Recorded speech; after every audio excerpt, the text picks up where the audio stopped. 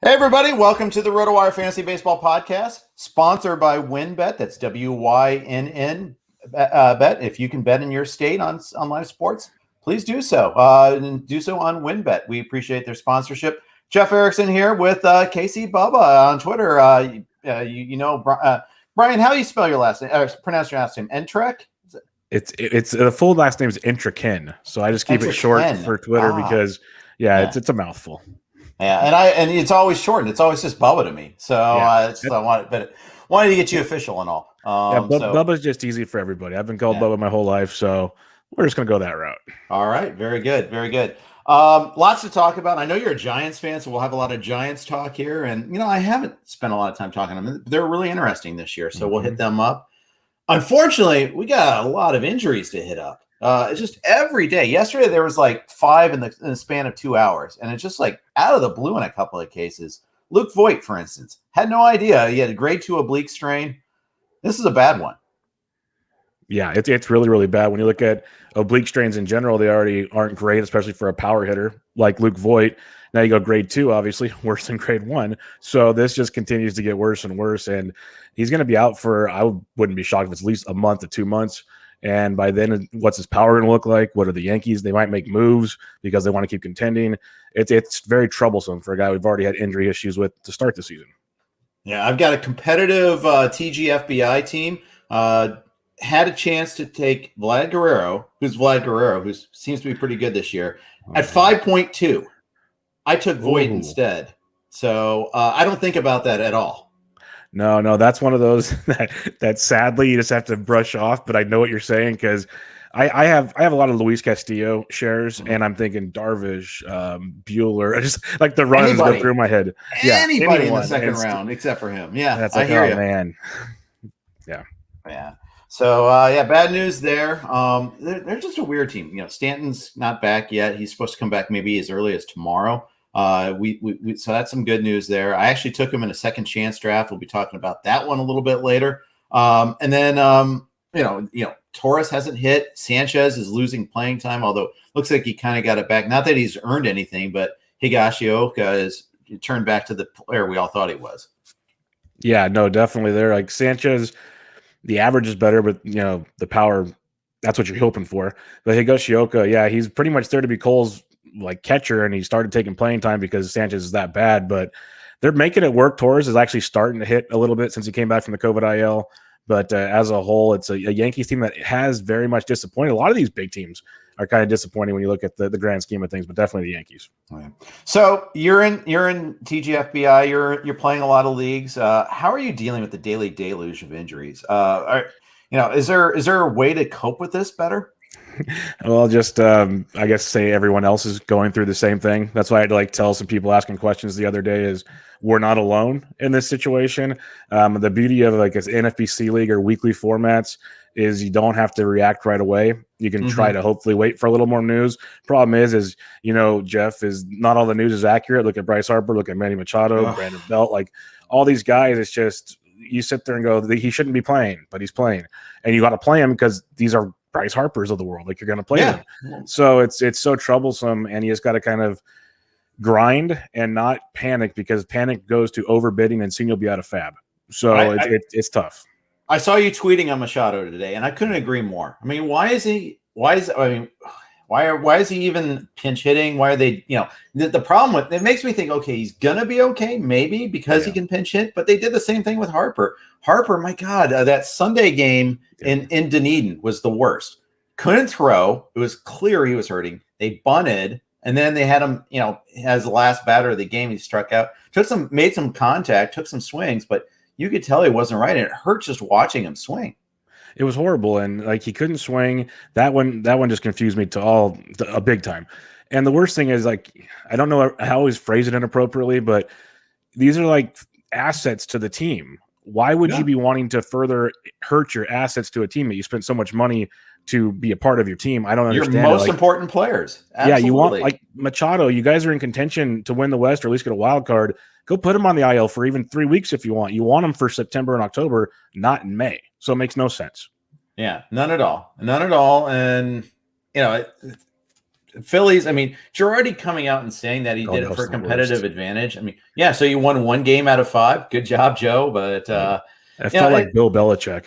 Yeah. And the thing is, they got to know their audience, I think. Baseball, you're trying to attract people, you're trying to attract bettors, and you're trying to attract fantasy players. Like it or not, you got to think about that as a consideration. I think you do. I mean, you're losing audience share. Why alienate your most loyal people? Well, as bad as it sounds, because some people, gambling, not gambling, that's everybody. Like you have a gambling sponsor. Like it's a big wave of the future of attracting more and more clientele to the game of baseball. You want to make the game for a younger crowd. Well, hate to break it, everybody. The younger crowd's betting on games or playing fantasy sports, at least DFS sports. So you need to start embracing actually telling the truth on certain things. I agree there's a competitive advantage. But when we all can watch Bryce Harper, who was hitting the ball harder than anybody in baseball before that shoulder injury, now can't even swing a bat. Like, let's get real about this one, Girardi. Yeah, and I know there was a wrist issue too, and he got plunked by a pitch, and you can see like the direct correlation to that drop off too. But not to belabor the point, but I like to belabor points. So there we go.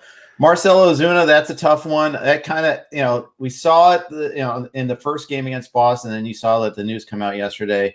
That one's a brutal one, and he was kind of off to a slow start anyhow too.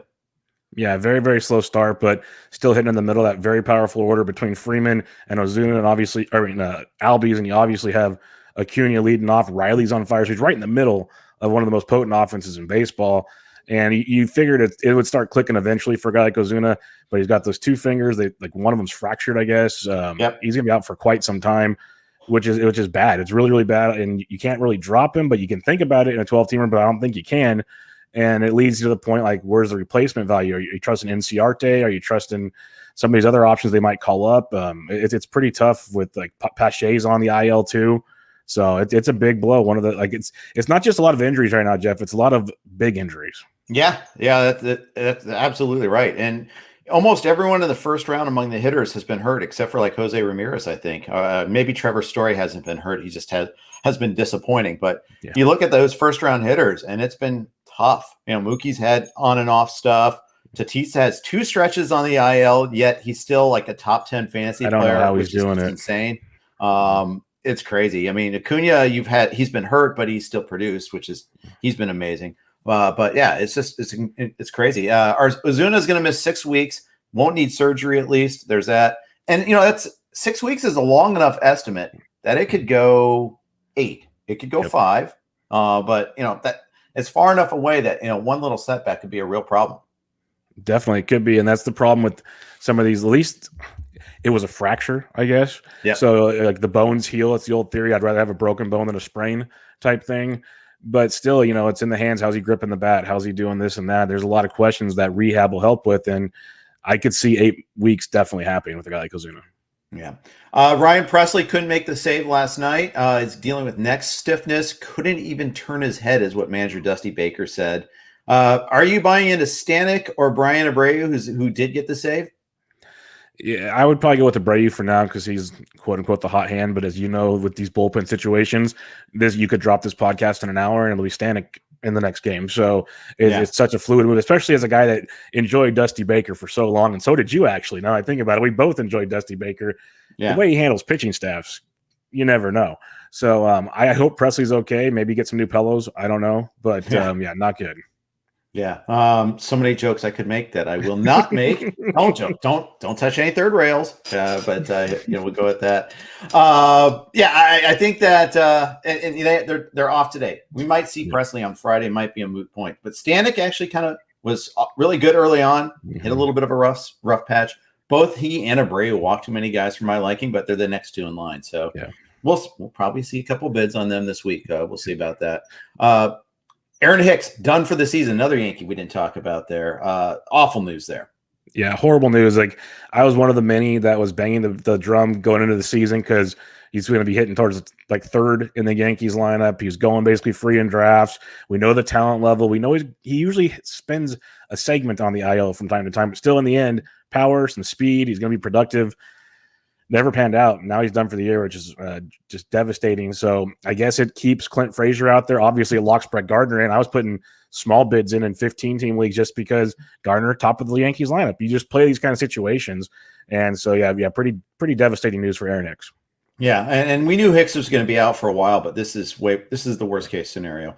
But yeah, so Frazier's on my egregiously wrong list, by the way. I was taking him in the 10th round in 15 teamers, 11th round. I started to push that back a little bit because I realized I was out of step with the entire world. But who saw more clearly than I did that he'd be at the bottom of the order, and that it didn't have the confidence of the manager for that matter too. Yeah, Frazier's one of those guys that just feels like a change of scenery, and he's going to be at least a very serviceable fantasy player. He's got the tools. It's just I think there's so much going on either between his ears or just being yo-yoed around with the Yankees. It's tough for a young player to get comfortable in a situation like that. Absolutely right. And yeah, I saw him batting in the middle of the order last year. I was like, oh, okay, he's finally graduated, but maybe not. Yeah. I might, I'll go after Gardner if he's still available in some places for sure because of this.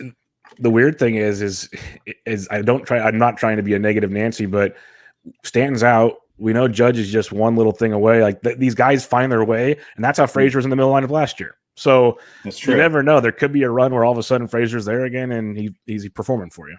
I've held on to my Frazier shares. I have done that. So it's valuable in that lineup. It really is if he gets the chance. Yeah, it really is.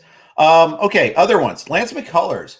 Purely precautionary reasons that he went on the IL with a shoulder injury. Are you buying that? No.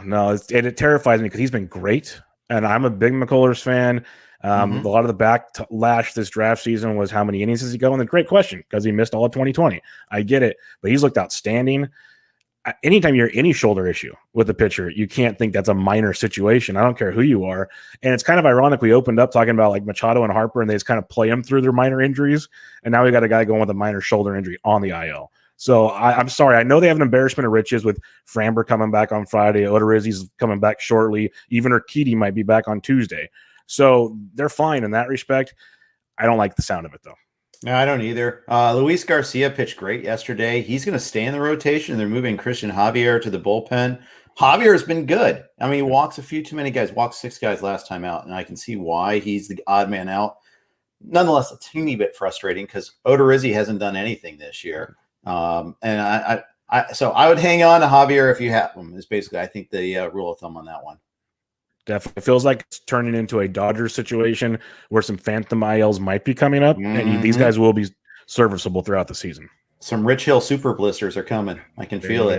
Kenta Maeda treatment, all that. Oh, we'll move him to the bullpen for a little. Yep. Yeah, oops. Okay. Oh, a little. He slipped and fell in the shower today.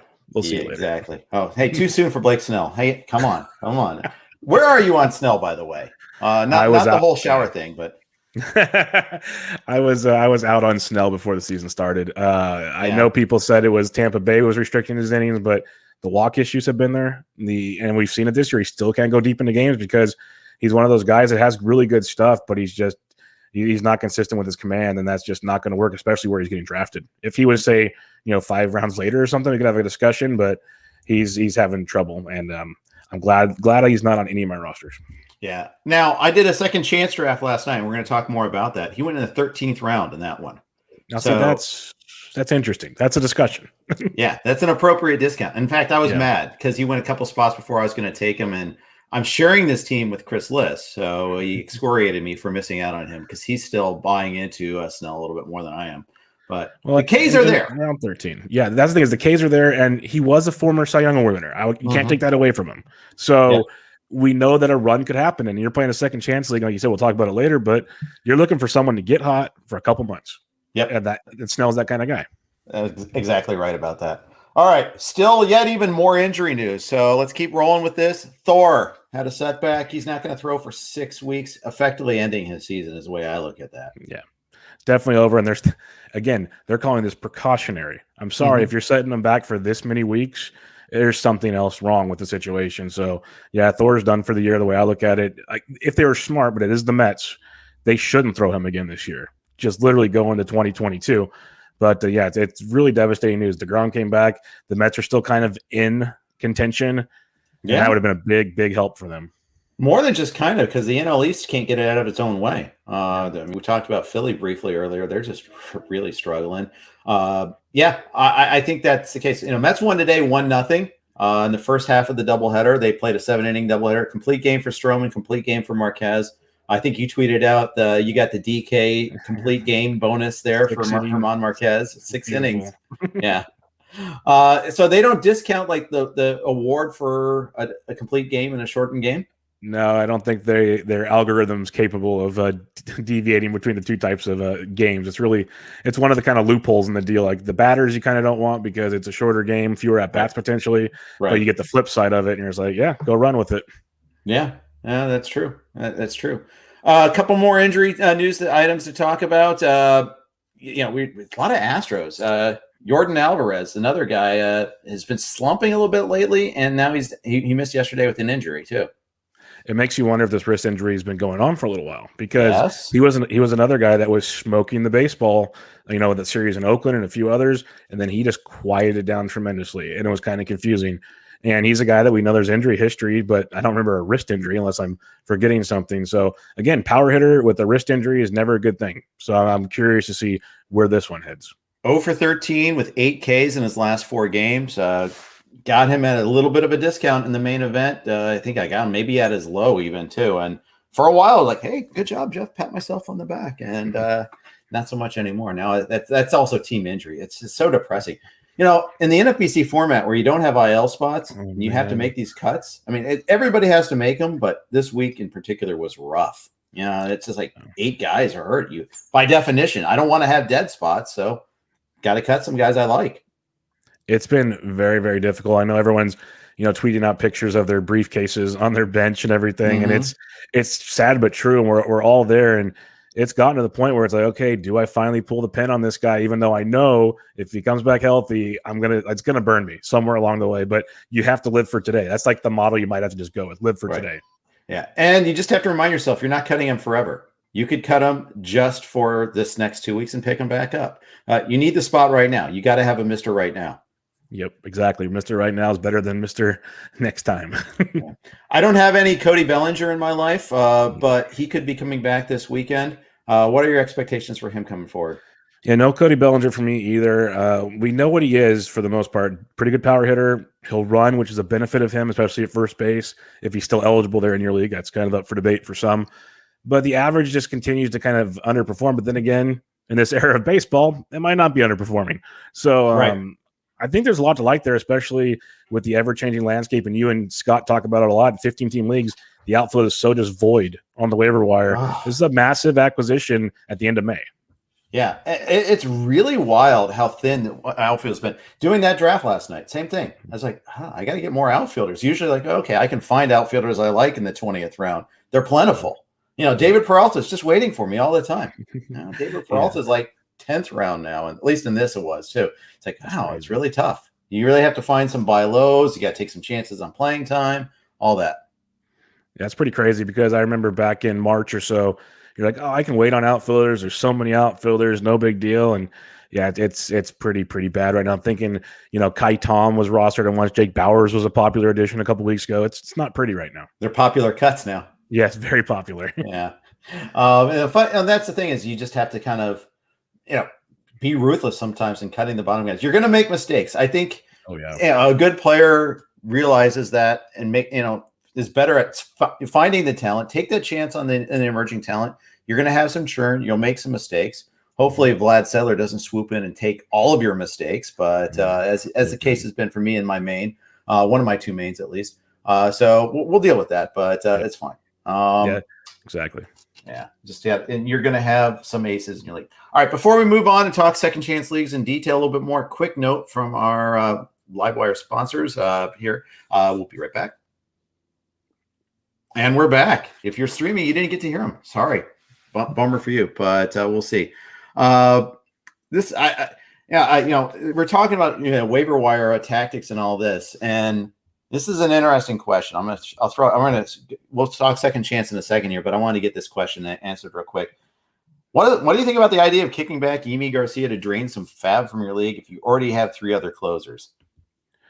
That's not a bad idea because everyone's so thirsty for closers. It's kind of quieted down a little the last couple of weeks, but you know how it was, Jeff. The first 4 or 5 weeks, there's multiple $100 bids going out there for closers that aren't even closing anymore. So I think that's actually a sneaky, interesting strategy because you're pretty good in saves. It would stink, obviously, if something changed, but you've already bulked up, 30-something saves, which in this era, that's already probably halfway to the gold mark that you want to get to. I think that's a very intriguing option.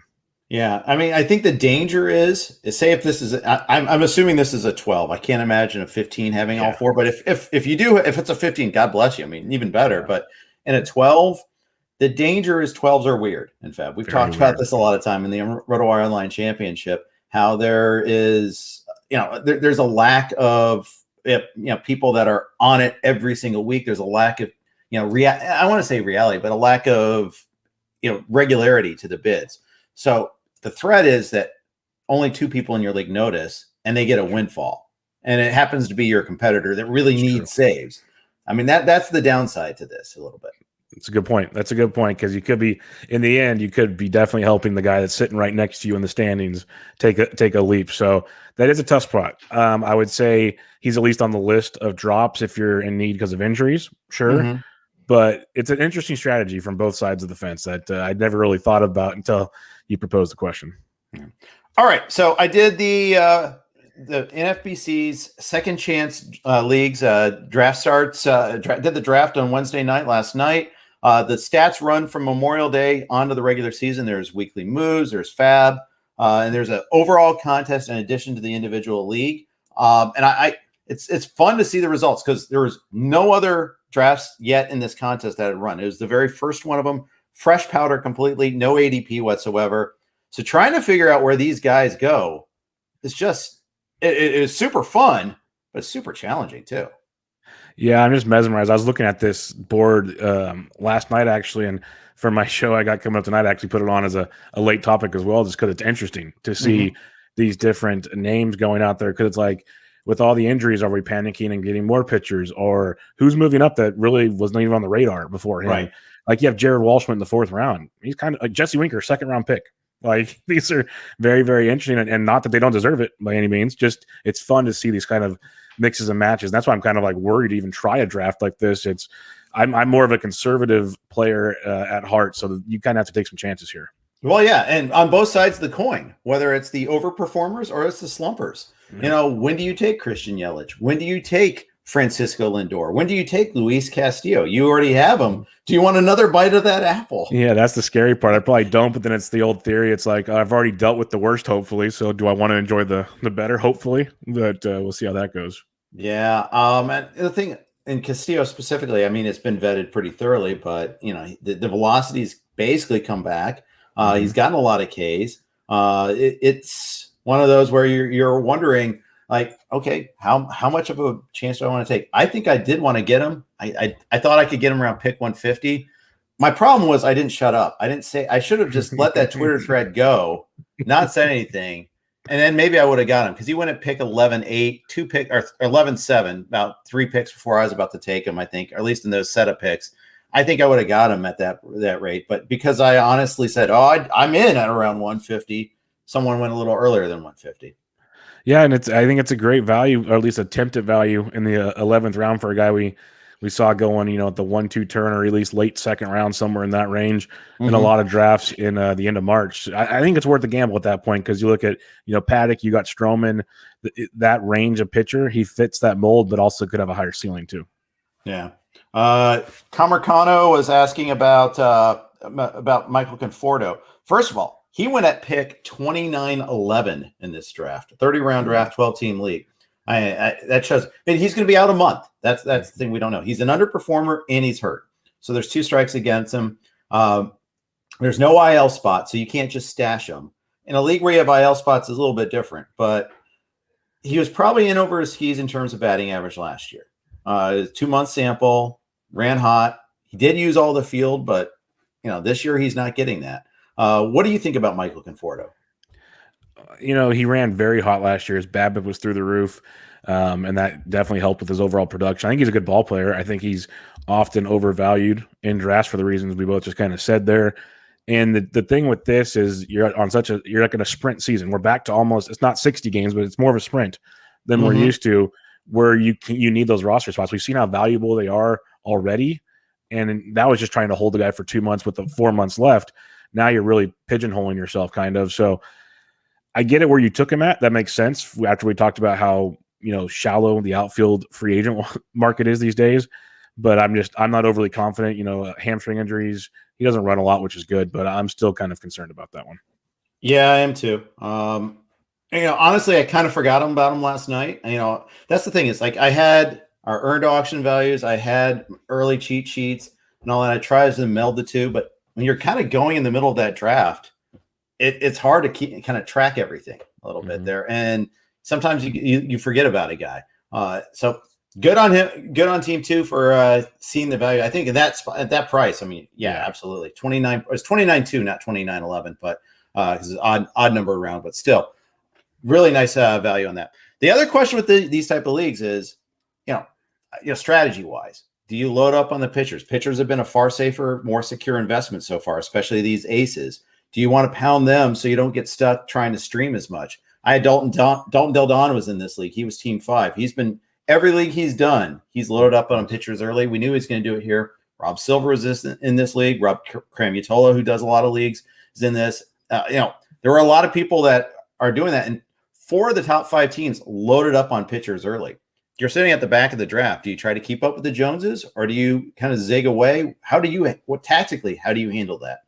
That's such a fun question because you sit there and you try not to panic, but you're watching literally like you look at 4 of these teams, like you mentioned, it's the old yellow brick road as DVR says, and you don't want to be left hanging. At the same time, you got these hitters that, just are dropping right to you. So I like how some of these teams did it, grab 1 or 2 here and there. Don't go like you did. You went Betts, then Woodruff, you took Story and Devers, then you went Kimbrel. So you kind of covered your bases without, going all in one way or the other.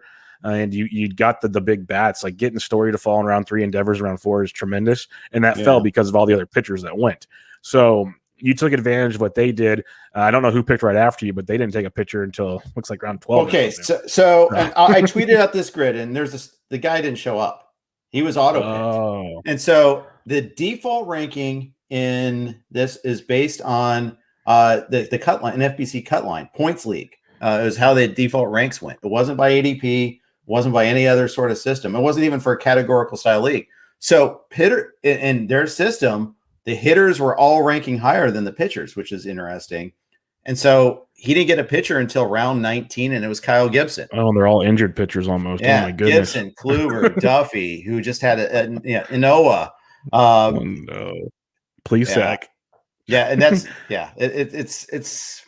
it would have been an interesting team in a way, an interesting experiment. What happens when you load up on all the hitters and all the highly performing hitters too? For that matter. Castellanos, Semien, Adolis Garcia in the 4th. Which I want to know where would Garcia go, but this won't tell us anything. No. So the ADP is going to be a little skewed, unfortunately. But it is kind of fascinating in a way just to see how his hitting is going to stack up. But the pitching's just dead man walking. He doesn't have a closer. He only has 9 pitchers, I think. He's done. He's going to be dropping a lot of guys this weekend. Always show up for your drafts, people, or at least set your queue a little bit so you don't get screwed that way. But other than that, it would have been interesting to see. Like Team 12 also waited on the pitchers. Yeah. I felt like I was a step behind the whole way, and that's the hard feeling of it when you see all that stuff go. It's like, oh no, but you see all the value bats, and as much as they've been injured, and anybody can get injured at any moment. So that's the hard part of it. So you can't sit there and just think, okay, all the pitchers are healthy and the hitters aren't. You can't go with that philosophy. But you got productive pitchers while getting stud potential hitters that are just falling. I think that's an intriguing way to do it, like the zigzag philosophy, and it works for a lot of people if you know what you're doing with the player pool. And I guess part of the advantage of these early drafts is there is no ADP. So you can totally be like, you know what, I have my list and it might be completely different than everybody else's. So that helps a lot too. Yeah, and I saw such a yellow wall at the front half of the draft. I thought I was at a Dortmund game. There'll be like 5 people that get that reference, maybe. Or maybe I'm underestimating my audience there in terms of Bundesliga fandom, but we'll see. I don't know. I do love Dortmund. Pulisic played there. I love their style of play. But are you a soccer fan at all? I'm not like a diehard, but I enjoy the game. I've started to slowly, like, I can sit and watch it now and like go live. When my wife and I went on our honeymoon over to Europe, I went and I made sure while we were there, we were in Paris for a couple of days. We went to a PSG game. Nice. As a sports fan, I'm like, I got to go experience European soccer. So they were playing when we were there, so we went to that game. It was really cool, and I've learned the rules throughout the years now and everything, and I appreciate the game much more than I did probably 10 years ago. So I'm there. I'm not like a diehard. I don't wake up at 6 a.m. our time to start watching games, but I do appreciate the game. That record button works just fine. Very true. You can go that route. And you have a kid now, so boy or girl? Baby girl. Baby girl. Okay, cool. When she gets older and starts playing, you'll be coaching, and now you get that's what got me into the game. Actually, I played 2 years as a kid. I was terrible, never scored a goal. I've now coached 12 years. And I'm playing this, AYSO adult league. Now I've become, I've become a fan of the game. I just don't have the bandwidth to do it right, but because you can only have so many hours in the day to watch and talk and write about. But I do play a little bit of fantasy here and there, but not too much fantasy soccer. It's fun. It's fun. I think it's one of those. I know it's not a DFS show, but it's one of those that's growing in that avenue. I can't consult anybody on that one, but it's definitely one that's slowly growing more and more as people are getting accustomed to the game. Yeah. I'd highly recommend people go to rotowire.com/try to check out all of our soccer coverage. Andrew Laird does great work for us there and really building up our coverage. He's also a great human being too. So check that out when you get a chance. We'll move on from second chance drafts. I know you're going to, hopefully you guys can check that out though. Go to NFBC, playnfbc.com. Highly recommend it. They got an overall contest, kind of like the online championship in certain terms of format. But instead, we're going to move on to Giants talk. And guys, fire away with your Giants questions now. Bubba is great, and you can listen to Bubba talk about them. And Benched with Bubba, you can catch him on a lot of different things. I want to kind of give him proper tout for this. He writes at Fantasy Degens, at RotoBaller. You do the DFS stuff for RotoBaller, right? Yep. Monday through Friday at RotoBaller. Yep. You always you do a lot of stuff with Batflip Crazy Toby. Yep. You do a lot of the Endless League podcast. You're doing one with Bogman tonight. Good people. I'll make sure to introduce myself to him again at First Pitch Arizona in the fall. If we have First Pitch Arizona, I hope crossing we do. fingers there. Yep. But hopefully we will get him there. But how do you manage? I will talk Giants in a second, but how are you managing all your time here? There's 6 months out of the year that sleep is a secondary option. That's kind of where I get 5 hours or so, 5-6 hours a day, so I'm still fine. But it's basically scheduling things out, making sure I'm up a little before the baby gets up to finish things up in the morning. And when she goes down at night, that's podcast central time. I squeeze in stuff during the day always, so it's just a balancing act. But as long as I can schedule things out, life is not too bad. That's good. So you're a big time Giants fan. They're having a good season, really fun season. You got smart front office. Life is pretty good right now, huh? Life is very good right now. I actually saw a tweet come out on Thursday that the top 3 records in all of baseball are the Dodgers, Padres, and Giants. So go figure that one. It's the bad thing is the owners are too stingy and too greedy at the same time that we don't have extended playoffs. So only 2 of those teams get in. So that's a shame as well. But I'm a big happy with what's going on right now. I talked to Scott Jinstead about it the other day. That they're surprising me. I'm enjoying it while I can. I'm fully understanding the Dodgers will win the division. I know that for a fact. So just keep running with that one. But I am enjoying it while I can. They're about 1 year to 2 years ahead of schedule from what I thought. So, hey, they're doing it. Farhan is a genius. And I knew he would be from what he's done elsewhere. But he's building something kind of fun if you actually sit back and peel back the layers a little bit. Yeah. And the funny thing is you have lots of prospects in the farm system really starting to stock up. And probably won't see too many of them this year, but they're coming. They're coming. Finally have a bunch of prospects, which is nice.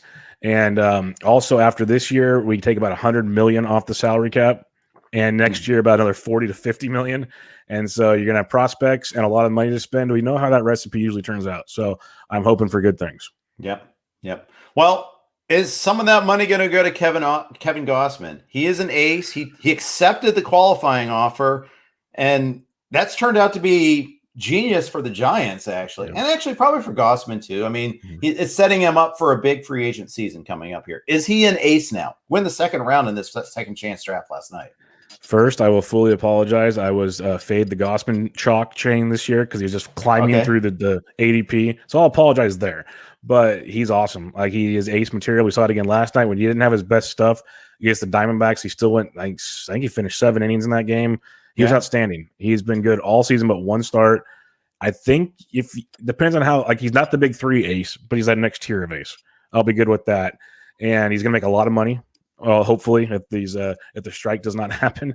So I'm a big Gossman believer now. I would love to see some of that go to stay in San Francisco. But the thing with Farhan is he's shown his hand already. He's not going to overpay for like older players. So we'll have to see where Gossman lands on that one.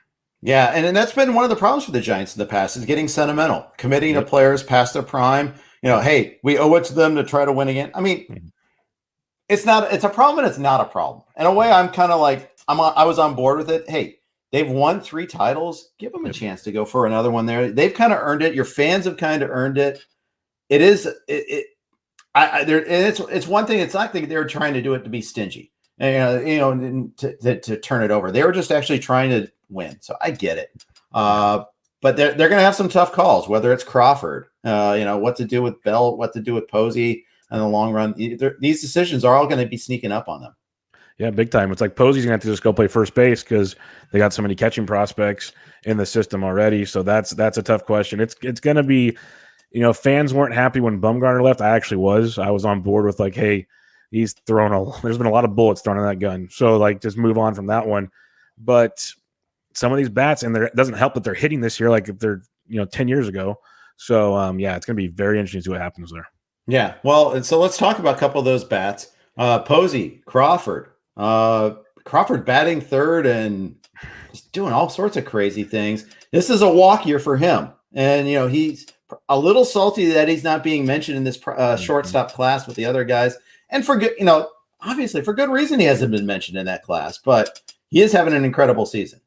He's having a great season, and the one thing, like I've talked about it on my show before, is I'm a believer, but it's like not talked about why the changes he's made at the plate. He's changed his stance around. He's opened up, so his hips open up more. And, it's Crawford. He doesn't get talked about a lot, so it's not like people are diving into it and spreading the news. But that's where the powers come from. He's straight up. He's bought into the launch angle revolution. He's changed his stance, and he's hitting with power again. The hard hit rate's great.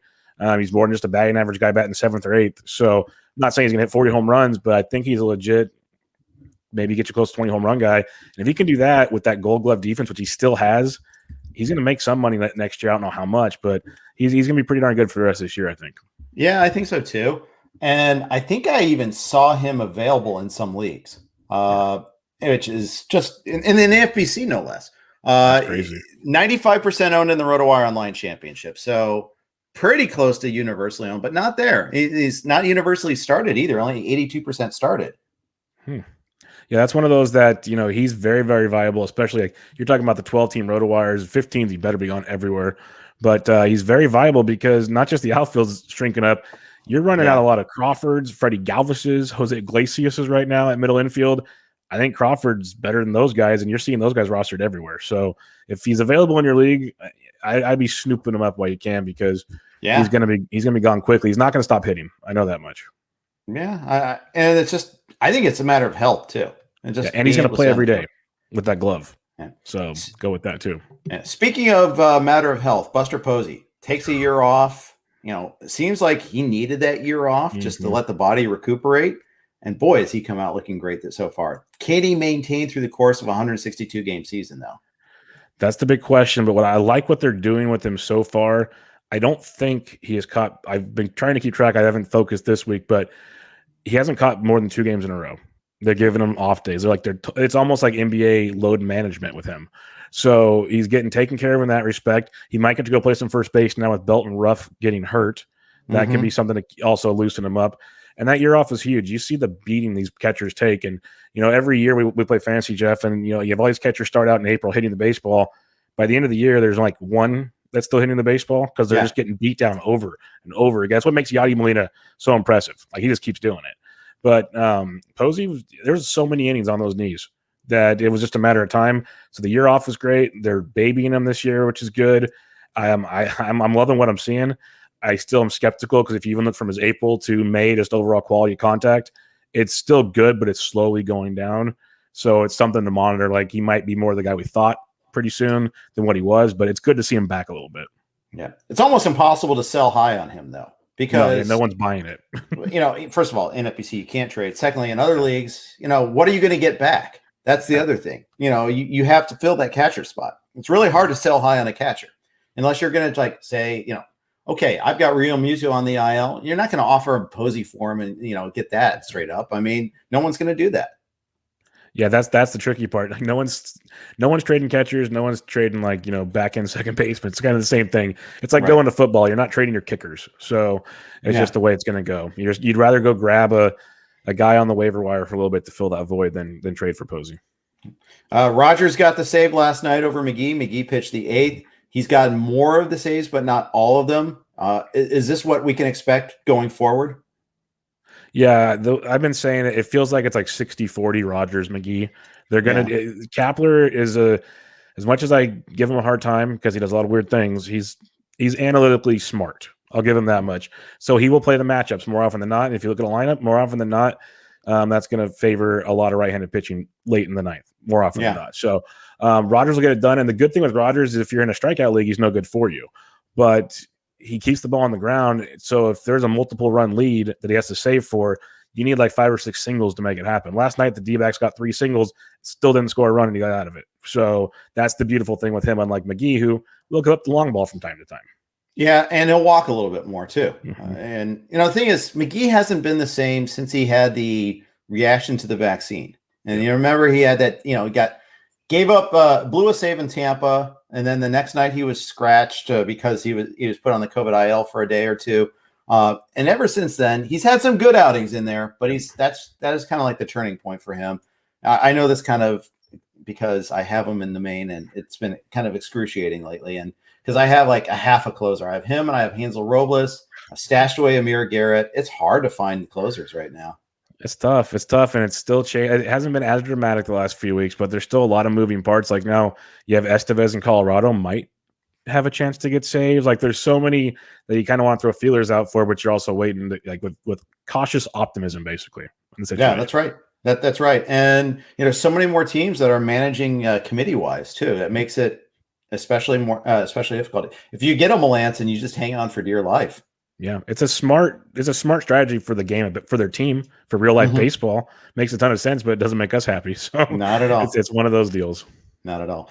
Player question from the audience. S. Pickle asks, expect improvement from Yaz. Statcast looks fine. Excellent velo is up. Better things on the horizon? Definitely. He hit a nice double last night. He is improving. Like you said, the numbers are coming up. He was injured. He had a wrist injury that he got hit on the wrist late in spring training, and he re-aggravated it early in April. And they actually sat him down for a while. So he looks healthier and healthier. As long as that wrist injury doesn't act up again, I think he's good for the normal Yaz you'd expect. He was going a little higher than I thought in a lot of drafts because people were really high on Yaz. He's a good ball player, but let's also hone it back just a little bit. I agree. I think I'm with you on that. I have a lot of Yaz. I'm a fan of him. Fan of the band Yaz. The Yaz.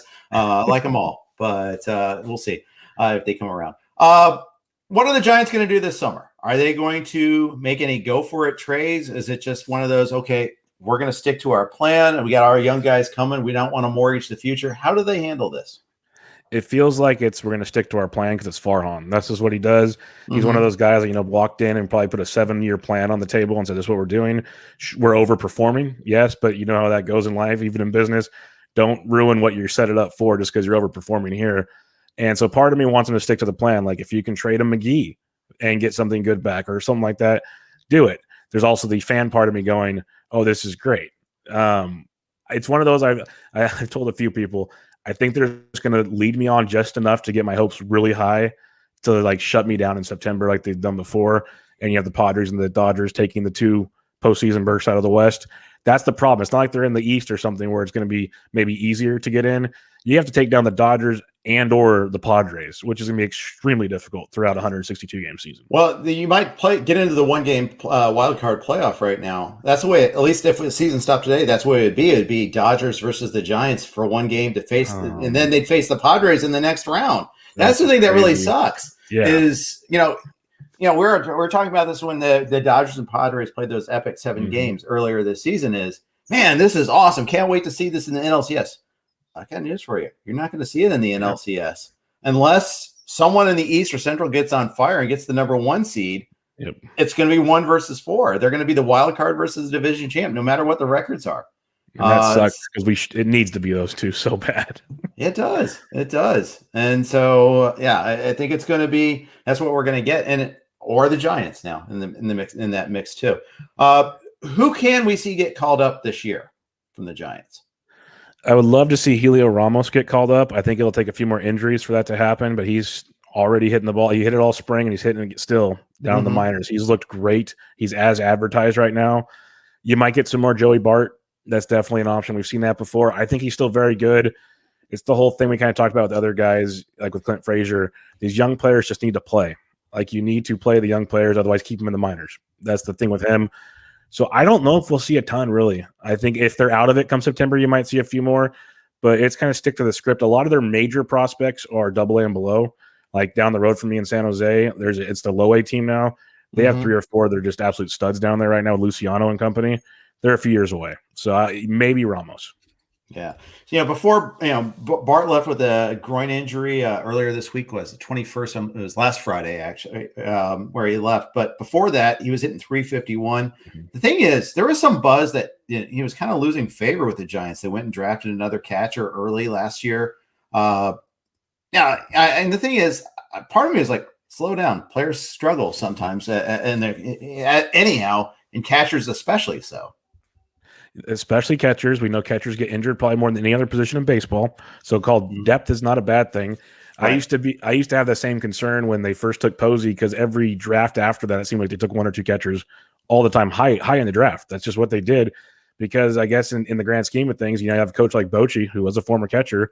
You know how valuable a good game caller is going to be. So you can move Posey to first base. You can move Bart to first base. These guys are movable. If the bat plays, the bat plays. So they'll find a place for them. I think it's just, the old philosophy is get somebody that's going to be able to get the job done. The new kid they drafted last year, somewhere on Twitter I saw last night, he threw out 4 or 5 runners at high A. Like, he's looking good, but he's high A and Bart's in triple A. And Posey's going to maybe be off the Giants next year. So it's really no concern. Okay. Very good. How about the pitching? How about on the pitching side of things? They've had wonderful starting pitching so far. It's not just Gossman. Alex Wood, when healthy, has been great. Disco Fever was great until the Dodger game last weekend, but I think he's been pretty solid. Cueto struggled early yesterday, then really stabilized. Of course, he's very fragile right now. There's some fragility in this, even though they've had such great starts. Is there someone else that could be on the horizon that could step into this rotation over the second half? Not that I've seen yet. There's a couple, we might get Tyler Beatty back, which is big, and they said he will be a starter when he returns. So he's supposed to be back in another month or so, give or take. So that's someone to keep in mind. There's a few guys that are pitching well in the minors, but I don't know if they kind of came out of nowhere thing. So we'll wait and see on that one, see how that pans out. I am concerned, though, because the pitching's been out of this world good, but we already saw Webb go down, and they bring Kazmir up, and he's Scott Kazmir. No offense to Scott Kazmir, but he's Scott Kazmir. Up and coming Scott Kazmir. Yeah, exactly. Like, I remember when that was the actual Devil Rays with those other logos. So it's been a while. The pitching's good, but I'm waiting, like you said, Wood when healthy. Like, when's the IL stint coming? Stuff like that. So it's concerning still to that point. Yeah, it is. All right. Did I have any other questions? Yeah, I guess that pretty much sums up Giants. Anything else you wanted to add about the Giants before we move on to you? No, I'm just enjoying it. And if anybody sees me tweet things that looks rude or something to Dodgers fans, the Dodgers fans I have know how sarcastic I'm being. So just realize that it's all in just fun, because it's a fun rivalry that's actually brewing again thanks to Trevor Bauer. So that's pretty fun. Oh, he's, you know what? I like that he's the heel. I do like that. Yep. There's things I don't like about him. Yep. There's a lot of things I do like about him. Exactly. Too, so. There's a lot of good with the bad, unfortunately. It's kind of like the Bryson DeChambeau of baseball. Yeah, it is. It is. It's like the DFS Twitter of baseball, I believe. Yes, I think I made the comparison last year. So, yeah, it is a lot of fun. You've got a lot going on. Today alone, you had this. You've got your own podcast. You're doing that with Mike Carter, so that should be fun. You got in this league with Bogman, and then you're doing quick hits. I know you also do a lot of writing, DFS writing for RotoBaller for fantasy DGens. Managing it has got to be difficult. Just doing all these various institutions. I know we're glad that we're in demand, but how do you stay on top of everything? It's tricky, but it's one of those things I've said. It's tricky, and time management it's key. Scheduling things out is very key. Keeping the family at home happy is very key. But and also it's like on the weekends, I'm in group chats trying to help subscribers to stuff, and I pretty much tell them the weekend's my time to just decompress. So I kind of go do my thing. I'll do my fabbing and stuff, but I'm not hardcore into any content creation at that point in time. And then the DFS, I love it because I've said it. I know Vlad has said it, and other people have said it. It makes me a better season-long player because you're seeing things that not everybody sees when you don't check in until Friday and see like, oh, this guy's been hitting good or whatever, because you're just watching the games, you're enjoying the games, but when you're doing a day-to-day thing and seeing, okay, this guy's actually hit good for like 4 games. Why? Oh, well, this has gone better and this has gone better, and maybe I can get him this week for a discount instead of next week when he continues to stay hot. Stuff along those lines. It goes a long, long ways. Plus, especially in NFPC doing the bi-weekly lineup changes, ahead of time the better matchups. Not most NFPC players are smart enough to know the matchups, don't get me wrong, but you have that like just built-in kind of programming at this point in time to go, I want to target these guys now. Yep. I absolutely right. When guys are batting second, third in the order, things like that. The splits better, so you learn to look ahead a little bit. Oh, they're facing 3 lefties this week. Okay, giddy up, let's go. Things like that, or run away, as the case may be. Exactly. So you've got that going for you. How many leagues are you in? All right. Actually, fab type leagues. I know I'm on 4 on the NFPC, and I'm in BARF, and I want to say about 8 or 9, give or take. I'm not near level, but like 8 or 9. Yeah, you're not as insane committed as I am, but that's probably smart. You joined Tout Wars this year. Which Tout league are you in? I'm in the new Tout league, the innings pitched instead of wins and saves holds league. How's that going? Awesome. It's a great experience. The season has been a little rough. I was doing very, very well, and then literally my entire bench went on the IL, which is fine. But this is the difference between like the argument people have for an FPC. Should you have an IL spot? But the problem is when you have IL spots, that means more guys are off the waiver wire, like we have in Tout. So it's even more slim pickings. So that makes things tricky. My guys are slowly getting healthy, so I'm back moving up the stands. I literally went from like 3rd to 11th, and now I'm back up to like 7th. So it's a grind. It's a very, very good, but I love it. It's a cool new format to kind of game plan for and mix and match things for. And it's just it's a cool competition. And I still thank guys like yourself and others for giving me the chance to do that, because it's one of those bucket list type things when you kind of start out doing all this stuff. And it's pretty cool to say I'm in Tout Wars. Of course. And we're happy to have you. And we created this league in part because A, we wanted to try the new categories, and B, we had to find a way to get more people involved. We're very loath to kick people out. That's been vetted on Twitter a little bit, but so be it. And there's many reasons. A lot of times people do stuff behind the scenes for a Tout or for the community as a whole. And so we can't do that. But, yet it's such a big league, it's such a big community now. There's more and more people doing great stuff. We need to create more options, more openings. I mean, Justin does a great job with TGFBI. The fact is that's opened up to a ton of people that I met you, I think, through TGFBI. We were in the very first year together. That's how we got to know each other. And so that was, it's a great, he's done tremendous things. I've told him many times. He got me into BARF, where I got to meet Laura Michaels before he unfortunately passed away. I drafted with him one year. That's how I got to meet a lot of people there before pretty much when I kind of started out. So I've told him I owe him like everything pretty much. Yeah. Justin's amazing. And, I love people that just do a ton of good, don't expect much back. That's one thing I like a lot about that. Okay. So, and we talked about you doing a lot of DFS writing. What type of games do you like to play for DFS? What's your wheelhouse, if you will? Single entry or 3 entry max type stuff. I'm not a multi-entry type guy. Every once in a while, if I'm feeling itchy, I'll go and get in one. But for the most part, I keep it simple. I'm not a high stakes player by any means. I have a lot of other bills to pay, so I'm not going to go out there and just start mortgaging the farm. But I'll play like in the $3 and $5 stuff like that once in a while. Jump up to the 12s or 20s, but nothing crazy. And I like the single entry and just 3-entry max and try to be a little contrarian. And we kind of talk about all that in my shows on angles for each slate on how to break it down and be a little different, as I like to say. Yeah, well, I had Brock on earlier, and he was saying the same thing, that he loves doing the single entries too. In fact, that you get less of a rake on those than you do on head-to-heads and other cash games, which is interesting. It didn't used to be the case, but no, sneakily, those have kind of been ratcheted up a little. Yeah, definitely. Cash game used to be the way to live on the streets, and sometimes it is if you're good at it. And I know some people that are, and I like to dabble in it once in a while, depending on the slate. But at the same time, it's like Brock mentioned, you have to be very, very good to keep churning profit there. Yeah. So that's a good point. So what do you got going? What are you talking about on your show today? And you got Mike Carter. What are you guys going to cover? Every Thursday, it's a recent news deal, and then he does a lot of bullpen work. So I'll hit up on some of the new bullpen questions, like the Rockies and some other ones. And then we're going to go into this second half draft, the Memorial Day drafts, and kind of discuss some things we mentioned here and just kind of guys that stood out, that went high, went low, and just kind of a little philosophy as the drafts are going to really kick up in the next few days as we hit Memorial Day. So just a little bit of this and that. Smorgasbord of fantasy fun.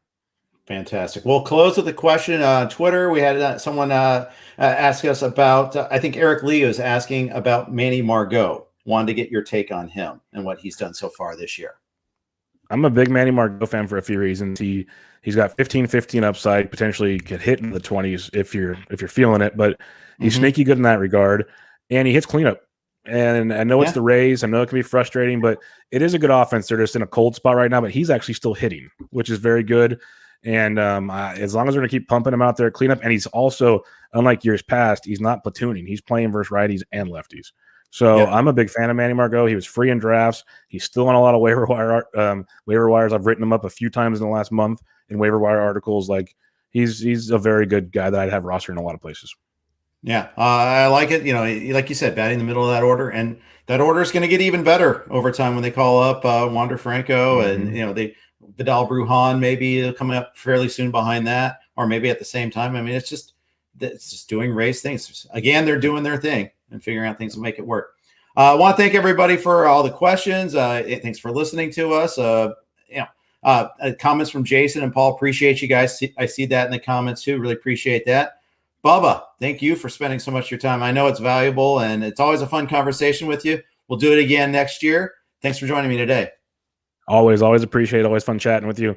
Always good talking to the RotoWire family, so I appreciate it. You bet. That's Bubba with Benched with Bubba. Check him out. Follow him on Twitter at KCBubba. Coming up, we've got Clay and Todd tomorrow, 2 starters. Thanks again for listening. Please subscribe to the YouTube channel if you're watching on YouTube or wherever your podcasts are, and please rate and review us. We do really appreciate it. Good luck in your leagues this week. Good luck in your fabs this weekend. Take care.